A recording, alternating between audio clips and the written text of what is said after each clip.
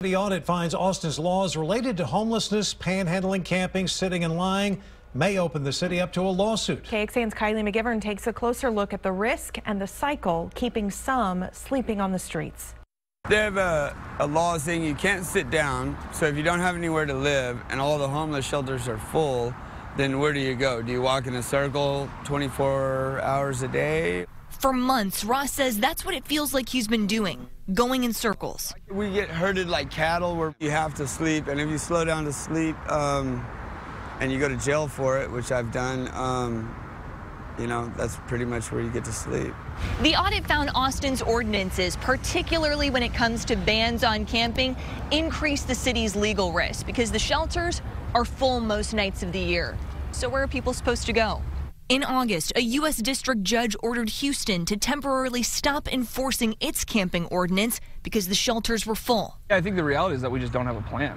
Mark Hilbelink is the director of Sunrise Community Church's Homeless Navigation Center. If we don't come up with a plan and we just force people to continue to move and play, citywide whack-a-mole, it's not going to create a solution that's going to be any good for anybody.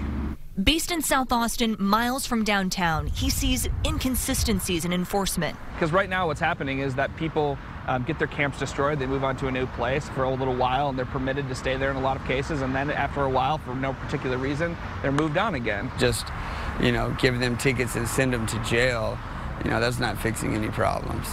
Problems with no clear fix identified. This city audit is just the start. Kylie McGivern, KXAN News. Another risk factor the audit identified is a 2015 Supreme Court ruling that's recently been used to challenge elements of panhandling laws, namely ruling against cities that limit when panhandling can occur and how far people have to be from a certain location. Austin's ordinance has both of those restrictions.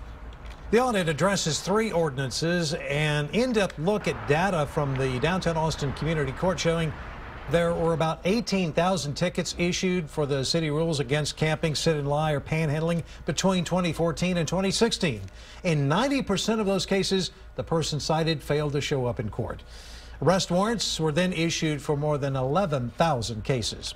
The audit makes several recommendations to the City Council. The first one includes an evaluation of the legal risks surrounding Austin's camping, sit and lie, and panhandling ordinances.